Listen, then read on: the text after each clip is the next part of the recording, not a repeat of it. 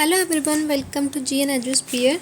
सो हम पढ़ रहे थे एनसीईआरटी क्लास 10th का chapter 3 metals and non metals. आज का हमारा टॉपिक है non metals. In the previous class you have learn that there are very few non metals as compare to metals. यानी कि हमने अपनी पहली क्लासेस में क्या सीखा है कि मेटल्स के कंपैरिजन में नॉन मेटल्स बहुत ही कम मात्रा में पाए जाते हैं। Some of the examples of non metals are carbon, sulphur, iodine, oxygen and hydrogen etcetera. तो कुछ एग्जांपल्स जो है नॉन मेटल्स के वो क्या है हमारे पास, carbon, sulphur, iodine, oxygen and hydrogen. तो ये सारे के सारे हमारे क्या है, नॉन मेटल्स हैं। The non metals are either solid और gases except bromine which is a liquid. यानी कि जितने भी हमारे पास नॉन मेटल्स हैं वो या तो सॉलिड स्टेट में पाए जाएंगे या फिर गैसेस स्टेट में पाए जाएंगे। लेकिन सिर्फ एक ऐसा नॉन मेटल है जो हमारा किस स्टेट में पाया जाएगा, लिक्विड स्टेट में पाया जाएगा। तो ये हमारा क्या है, एक्सेप्शन है। तो ब्रोमीन हमारा क्या है, ब्रोमीन हमारा ऐसा नॉन मेटल है जो किस स्टेट में पाया जाता है, लिक्विड स्टेट में पाया जाता है। Do non metals also have physical properties similar to that of metals. यानी कि जो हमारे नॉन मेटल्स हैं उनके पास भी क्या मेटल्स जैसी फिजिकल प्रॉपर्टीज़ पाई जाती हैं, तो उसको हम देखते हैं। तो activity 3.7 collect samples of carbon, coal और ग्रेफाइट, सल्फर एंड आयोडीन। तो हमें क्या करना है, कुछ सैम्पल्स कलेक्ट करने हैं, जैसे कार्बन के, कोल या फिर ग्रेफाइट। कोल एंड ग्रेफाइट क्या है, हमारे कार्बन की ही दूसरी फॉर्म्स हैं। सल्फर या फिर iodine. Carry out activities 3.1 to 3.4 and 3.6 with these non-metals and record your observation। तो हमने जो कल मेटल्स के लिए एक्टिविटीज़ परफॉर्म की थी 3.1 से 3.4 और 3.6, वो सारी की सारी हमें नॉन मेटल्स के लिए परफॉर्म करनी है और अपने ऑब्जर्वेशंस को हमें क्या करना है, रिकॉर्ड करना है। रिकॉर्ड करने के बाद मेटल्स एंड नॉन मेटल का एक कंपैरिजन टेबल यहाँ पर हमें बनाना है। ठीक है, तो इधर आपके पास एलिमेंट्स आ जाएंगे, यहाँ पे symbol and type of surface, hardness, malleability, ductility, conductivity and sonority. तो ये सारी की सारी चीज़ें हम कल पढ़ चुके हैं कि क्या क्या होता है। ठीक है, तो जो हमारे मेटल्स हैं उनके पास लस्ट्रो सरफेस होता है, बट नॉन मेटल्स के लिए पास नहीं होता है। तो सपोज़ करो यहाँ पर हम इसको फिल करते हैं, तो एक समरी टेबल बनाते हैं मेटल्स एंड नॉन मेटल्स के। तो यहाँ पे सपोज मेटल्स एंड इधर नॉन मेटल्स, तो जो भी होंगे, जैसे आपने जो भी एलिमेंट्स लिखोगे, चाहे मेटल्स लिखो या नॉन मेटल, यहाँ पर इनके सिंबल्स आपको साथ साथ में लिखने हैं। ठीक है, यहाँ पर मैं एक ओवरऑल व्यू देती हूँ आपको। टाइप ऑफ सरफेस, तो मेटल्स के पास में कैसा सरफेस पाया जाता है, लस्ट्रो सरफेस पाया जाता है। ठीक है, वहीं पर जो हमारे नॉन मेटल्स हैं उसके पास में क्या है, नॉन लस्ट्रो सरफेस पाया जाता है। हार्डनेस, मेटल्स हार्ड होते हैं एंड नॉन मेटल्स हमारे जनरली इतने हार्ड नहीं होते हैं। मैलेबिलिटी, हमारे जो मेटल्स हैं उनको हम क्या कर सकते हैं, पतले पतले थिन शीट्स में चेंज कर सकते हैं, बट नॉन मेटल्स को हम नहीं कर सकते हैं। मेटल्स की डक्टिलिटी यानी कि वायर्स में चेंज होने की जो कैपेबिलिटी होती है उसको बोलते हैं। तो मेटल्स को हम कर सकते हैं बट नॉन मेटल्स को हम नहीं कर सकते हैं। मेटल्स इलेक्ट्रिसिटी कंडक्ट कर सकता है, नॉन मेटल्स नहीं कर सकते हैं। मेटल सोनोरिटी मतलब साउंड प्रोड्यूस होना, जब उसे हार्ड सरफेस से हम क्या करते हैं, स्ट्राइक करते हैं। तो मेटल सोनोरस होते हैं बट नॉन मेटल्स नहीं होते हैं। तो ये एक हमारा ओवरऑल व्यू हो गया। ठीक है, आगे चलते हैं। On the basis of observation recorded in table 3.1 discuss the general physical properties of metals and non metals in the glass। तो ये जो अभी हमने क्या करा था, फिजिकल प्रॉपर्टीज़ पढ़ी थी, वो हमारी क्या है, मेटल्स एंड नॉन मेटल्स की वो जर्नल फिजिकल प्रॉपर्टीज़ है। ठीक है, तो जो भी हम ऑब्जर्वेशन अपना रिकॉर्ड करेंगे टेबल 3.1 में, उसे हम क्या करना है, क्लास में डिस्कस करने के लिए बोला गया है। You must have concluded that we cannot group elements according to their physical properties alone, as there are many exceptions। तो हमने क्या देखा होगा, जब हमने अपने ऑब्जर्वेशंस को रिकॉर्ड किया होगा, कि जितने भी हमारे पास एलिमेंट हैं उनको अगर हम ग्रुप करना चाहें तो हम सिर्फ फिजिकल प्रॉपर्टी के बेस पे उनको ग्रुप नहीं कर सकते हैं। As there are many exceptions, क्यों, क्योंकि बहुत सारी ऐसी एक्सेप्शंस हैं जो हर किसी में देखने को मिल जाएंगी, चाहे वो मेटल्स हो चाहे वो नॉन मेटल्स हों। एग्जाम्पल के लिए सबसे पहले हमारे पास जो एक्सेप्शन है वो क्या है, all metals except mercury exist as solids at room temperature. यानी कि सारे मेटल्स किसको छोड़कर, सिर्फ मर्करी को छोड़कर, वो रूम टेम्परेचर पे कैसे पाए जाते हैं, सॉलिड स्टेट में पाए जाते हैं। यानी कि जितने भी मेटल्स हैं वो सारे के सारे रूम टेम्परेचर पे सॉलिड स्टेट में पाए जाते हैं। बस कौन सा मेटल नहीं पाया जाता, वो है मरकरी। यानी कि जो मरकरी है वो किस स्टेट में पाया जाता है, रूम टेम्परेचर पे, वो लिक्विड स्टेट में पाया जाता है रूम टेम्परेचर पे। ठीक है। In activity 3.5 you have observe that metals have high melting point. तो हमने एक्टिविटी 3.5 में क्या पढ़ा देखा था कि जो मेटल्स हैं उनके पास में हाई मेल्टिंग पॉइंट होता है, ठीक है। लेकिन किसके पास, गैलियम और सीजियम को छोड़कर, ठीक है। जितने भी हमारे पास मेटल्स हैं सबके पास में हाई मेल्टिंग पॉइंट होता है, बट गैलियम सीजियम है वेरी लो मेल्टिंग पॉइंट। यानी कि गैलियम और सीजियम भी हमारे मेटल्स हैं, लेकिन उनके पास में क्या है, अनलाइक मेटल्स जैसे कि उनके पास में क्या है, हाई मेल्टिंग पॉइंट पाया जाता है, गैलियम एंड सीजियम के पास में क्या लो मेल्टिंग पॉइंट पाया जाता है। तो ऐसे कौन से दो मेटल्स हो गए जिनका जो मेल्टिंग पॉइंट है बहुत कम है, गैलियम एंड सीजियम हो गए। तो these two metals will melt if you keep them on your palm. तो ये इतने ज़्यादा, इनका जो मेल्टिंग पॉइंट है इतना ज़्यादा कम है कि अगर इन्हें हम अपने हाथ की हथेली पे भी रखें तो ये हमारे हाथ के हथेली की जो हीट है उसको एब्जॉर्ब कर ही ये मेल्ट होने शुरू हो जाएंगे। तो उतनी ही कम हीट पर क्या है, मेल्ट होना शुरू हो जाएंगे, इसीलिए इनका मेल्टिंग पॉइंट क्या है, कम है। सेकेंड है iodine is non metal but it is lustrous. यानी कि जो हमारा आयोडीन, अभी हमने देखा कि जो नॉन मेटल होते हैं वो कैसे होते हैं, नॉन लस्ट्रस होते हैं, यानी उनके पास शाइनिंग सरफेस नहीं होता है। लेकिन आयोडीन हमारा एक ऐसा नॉन मेटल है जिसके पास में क्या पाया जाता है, लस्ट्रस, यानी कि शाइनिंग सरफेस पाया जाता है। तो ये हमारी सेकेंड एक्सेप्शन हो गई। एंड थर्ड क्या है, carbon is a non metal that can exist in different form. यानी कि कार्बन एक ऐसा नॉन मेटल है जो कि अलग अलग फॉर्म में एग्जिस्ट कर सकता है। Each form is called allotrope, और हर एक फॉर्म को हम क्या बोलते हैं, एलोट्रॉप। तो एलोट्रॉप क्या होते हैं, या फिर सबसे पहले हम ये देख लेते हैं कि जो हमारी एलोट्रॉपिसिटी है वो क्या होती है। कोई भी एलिमेंट अगर वो अलग अलग डिफरेंट फॉर्म में एग्जिस्ट कर रहा है तो उसे हम क्या बोलते हैं, एलोट्रॉपी बोलते हैं, ठीक है। और हर एक फॉर्म को हम क्या बोलेंगे, एलोट्रॉप बोलेंगे। तो जो फॉर्म है उसे एलोट्रॉप, एंड जो ये प्रॉपर्टी उसे एलोट्रॉपी बोलेंगे। तो कार्बन हमारा एक नॉन मेटल है जो कौन सी प्रॉपर्टी एग्जिबिट करता है, एलोट्रॉपी, ठीक है।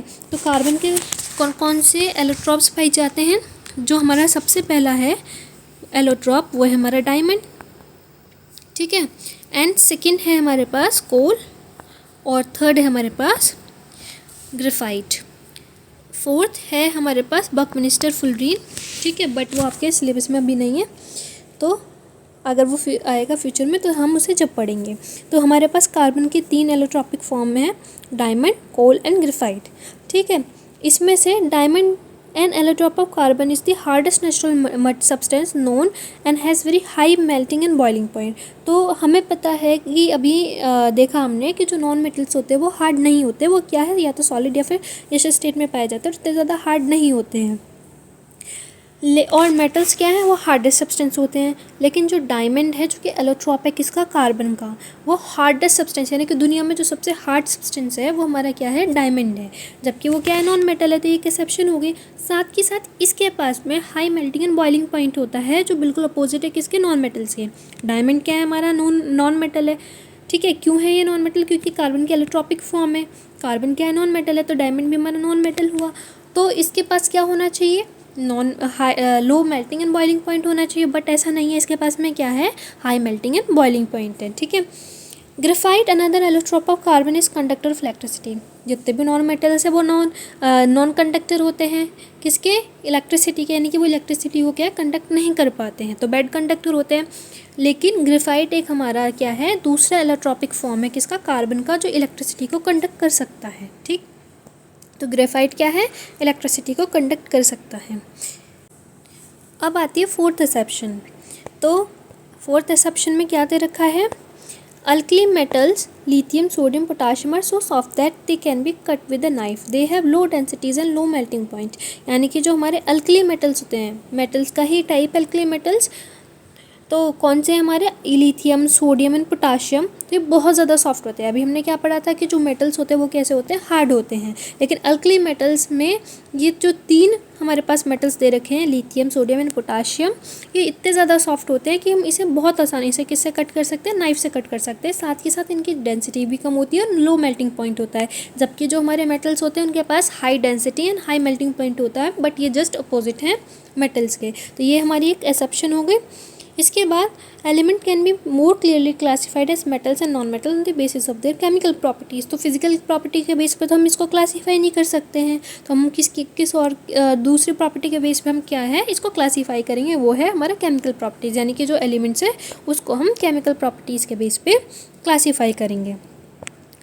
Activity 3.8 take a magnesium ribbon and some sulphur powder. तो हमें क्या लेना है, मैग्नीशियम रिबन लेना है और कुछ सल्फर पाउडर लेना है। Burn the magnesium ribbon, collect the Ashes formed and dissolve them in water. तो हमें क्या करना है, जैसे हमने मैग्नीशियम रिबन लिया उसको हमें बर्न करना है, जलाना है, और जो भी हमारे पास ऐश आएगी यानी कि जो राख आएगी उसे हम पानी में डिजॉल्व कर देंगे।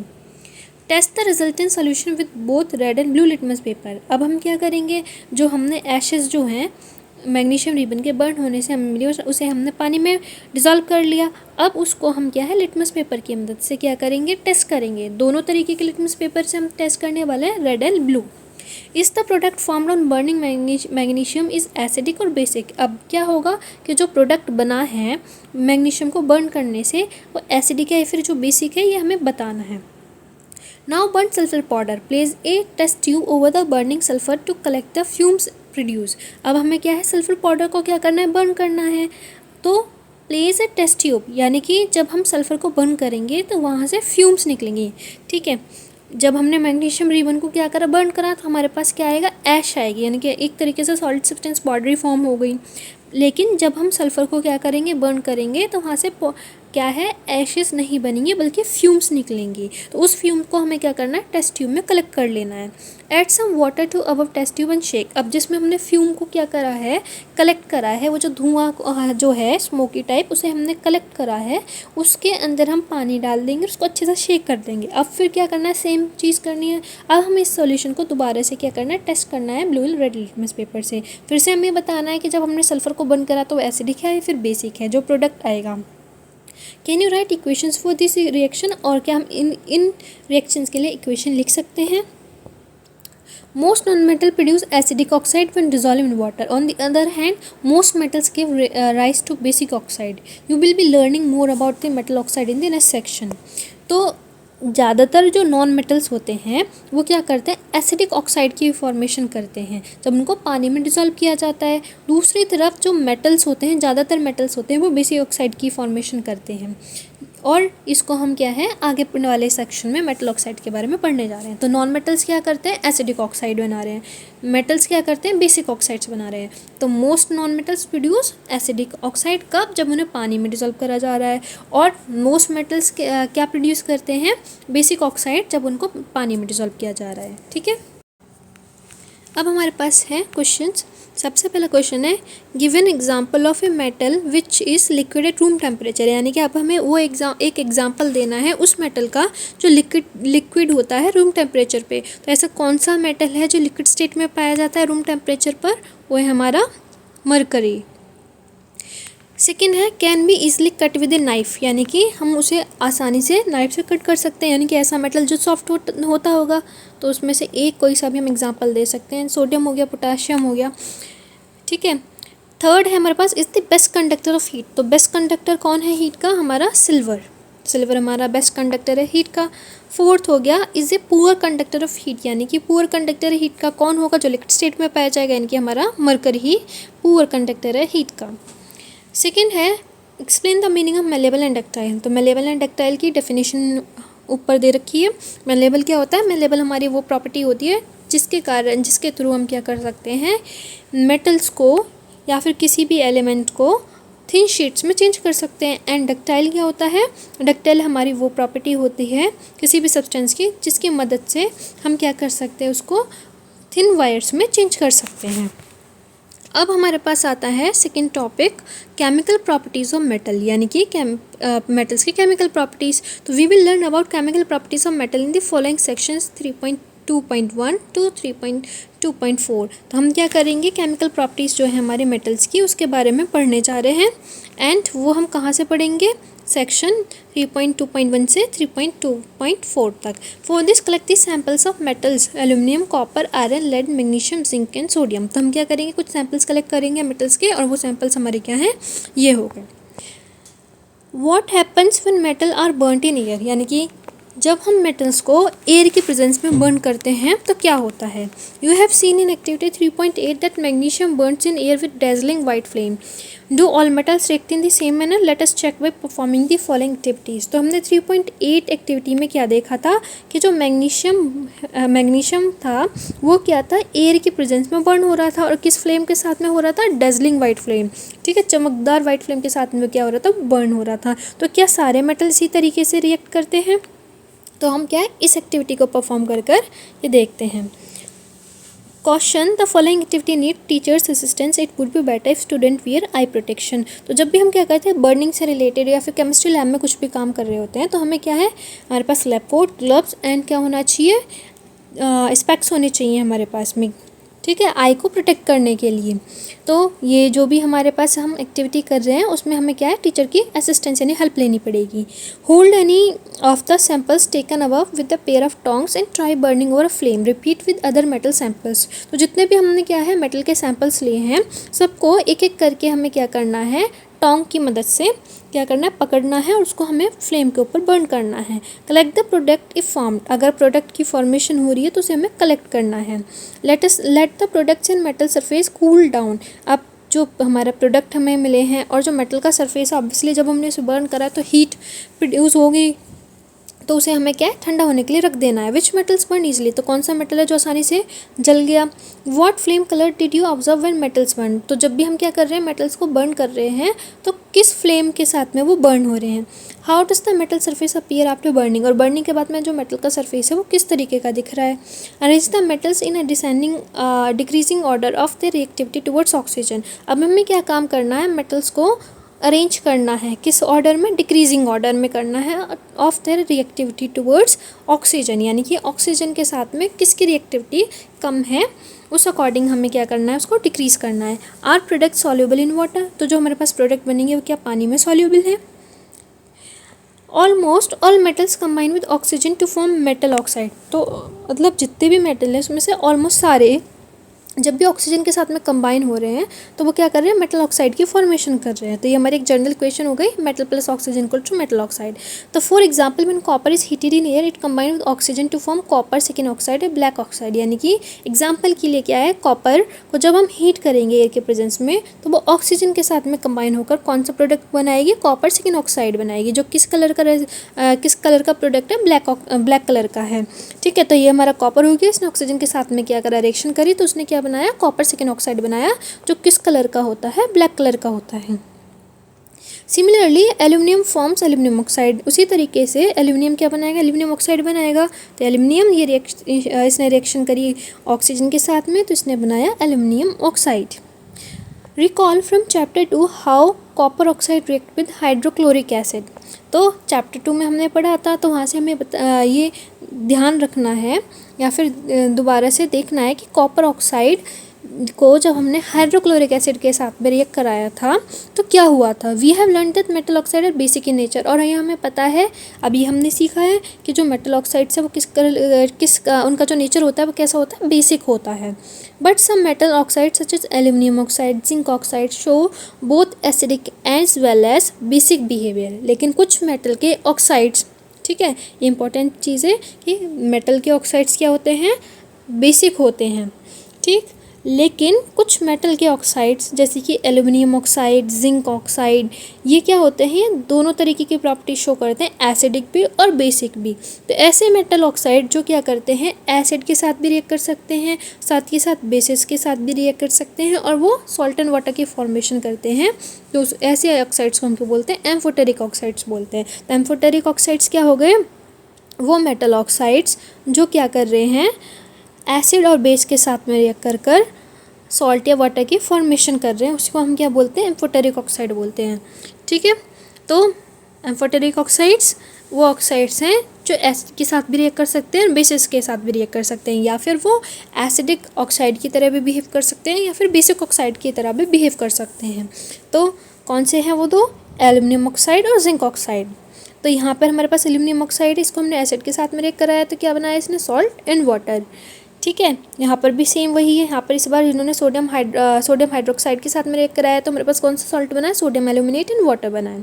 Most metal oxides are insoluble in water but some of these dissolve in water to form alkalis. तो ज़्यादातर मेटल ऑक्साइड्स क्या होते हैं, पानी में इनसॉल्युबल होते हैं, ठीक, लेकिन उसमें से कुछ ही होते हैं जो पानी में डिजॉल्व हो जाते हैं और अल्कली की फॉर्मेशन कर देते हैं। तो अल्कलीज क्या होती हैं, वाटर सॉल्युबल बेसिस होते हैं। मेटल ऑक्साइड बेसिक होते हैं। अब बेसिस हमारे क्या हैं, दो तरीके के होते हैं, एक तो जो वाटर में सॉल्युबल हो जाए, ठीक है, और दूसरे क्या हैं, जो पानी में सॉल्युबल ना हो, ठीक। तो जो पानी में सॉल्युबल हैं उसी को ही हम क्या बोलते हैं, अल्कली बोलते हैं। तो ज़्यादातर मेटल ऑक्साइड्स क्या है, इनसॉल्युबल होते हैं पानी में, लेकिन कुछ ही होते हैं जो पानी में सॉल्युबल होते हैं और अल्कलीज की फॉर्मेशन करते हैं। Sodium oxide and potassium oxide dissolve in water to produce alkalis as follows. तो जो हमारा sodium oxide and potassium oxide है वो पानी में डिजॉल्व होकर क्या करता है, अल्कलीज की फॉर्मेशन करता है। तो ये हमारा सोडियम ऑक्साइड होगी, इसे हमने क्या करा, वाटर के साथ में रिएक्ट कराया तो उसने क्या बनाया, अल्कली की फॉर्मेशन करी। वहीं पर हमारे पास क्या है, पोटाशियम ऑक्साइड है, उसको हमने वाटर के साथ में रिएक्ट कराया तो उसने भी क्या है, अल्कली की फॉर्मेशन करी। तो सोडियम हाइड्रोक्साइड एंड हमारा पोटाशियम हाइड्रोक्साइड क्या है, अल्कलीज है। We have observed in activity 3.9 that all metals do not react with oxygen at the same rate। तो एक्टिविटी 3.9 में हमने क्या ऑब्जर्व किया था कि जो मेटल्स हैं, सारे के सारे जितने भी हमारे पास मेटल्स हैं वो सेम रेट के साथ में ऑक्सीजन के साथ रिएक्ट नहीं करते। कोई बहुत ज़्यादा जल्दी कर जाता है, किसको टाइम लगता है, कोई विग्रेसली करता है जिससे रिएक्शन एक्सोथर्मिक हो जाती है, ठीक है। तो different metals show different reactivities toward oxygen, यानी कि अलग अलग मेटल्स क्या करते हैं, अलग अलग रिएक्टिविटी शो करते हैं किसके तरफ, ऑक्सीजन की तरफ। तो metals such as potassium and sodium, यानी कि हमारे पास जो मेटल्स है जैसे सोडियम और potassium, react so vigorously that they catch fire if kept in open, यानी पोटाशियम और सोडियम इतनी ज़्यादा विग्रेसली, इतनी तेज़ी के साथ में क्या करेंगे, रिएक्ट करेंगे ऑक्सीजन के साथ में, क्या करें, उन्हें खुला भी रखा जाए तो वो तुरंत आग पकड़ लेते हैं। Hence to protect them and to prevent accidental fire they are immersed in kerosene oil. यानी कि क्या होता है, क्योंकि ये विग्रेसली एक्ट करते हैं किसके साथ में, ऑक्सीजन के साथ में, और वो फायर को कैच कर लेते हैं, इसीलिए इनको प्रोटेक्ट करने के लिए और एक्सीडेंटल फायर से बचने के लिए इनको क्या करा जाता है, केरोसिन ऑयल में डुबो कर रखा जाता है, ठीक है। तो ये ध्यान रखना, क्वेश्चन बन सकता है यहाँ से कि केरोसिन ऑयल में क्यों इमर्ज करके रखते हैं हम पोटाशियम एंड सोडियम को, why, because potassium and sodium react so vigorously that they catch fire in when kept in open, यानी कि अगर उनको हम ओपन खुले में ऐसे छोड़ देंगे तो वो क्या आग पकड़ लेते हैं, इसीलिए एक्सीडेंटल फायर से बचने के लिए और उनको बचाने के लिए हम क्या करते हैं, केरोसिन ऑयल में उसको डुबो कर रखते हैं।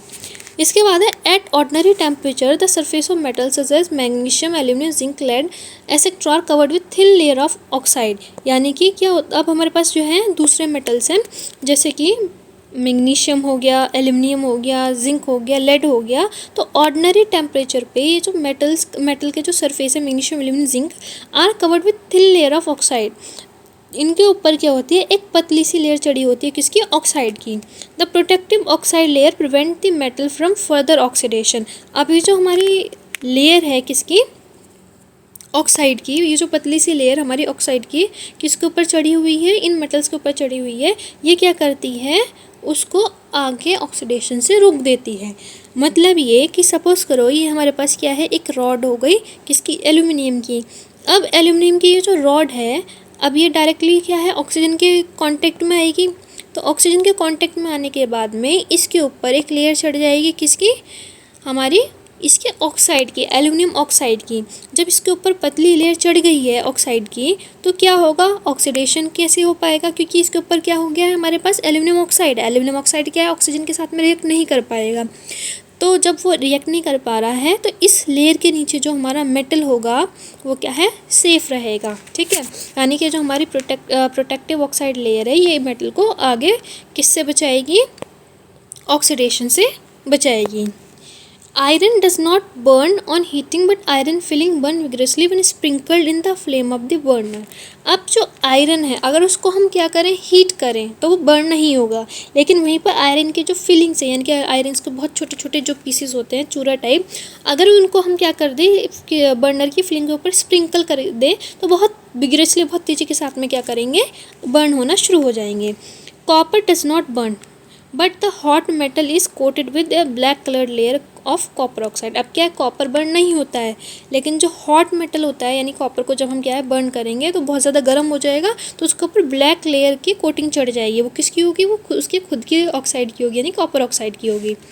Silver and gold do not react with oxygen even at high temperature. अब सिल्वर और गोल्ड हैं वो क्या है, रिएक्ट नहीं करते ऑक्सीजन पर, ऑक्सीजन के साथ इवन एट हाई टेम्परेचर। यानी सिल्वर और गोल्ड ऐसे दो मेटल्स हैं जो कितना ही ज़्यादा हाई टेम्परेचर हो जाए वो क्या है, ऑक्सीजन के साथ में रिएक्ट नहीं करेंगे। ठीक है, तो ये ध्यान रखना कि सिल्वर एंड गोल्ड हमारे ऐसे दो मेटल्स हैं जो क्या है हाई टेम्परेचर पे भी किसके साथ रिएक्ट नहीं करेंगे, ऑक्सीजन के साथ में रिएक्ट नहीं करेंगे।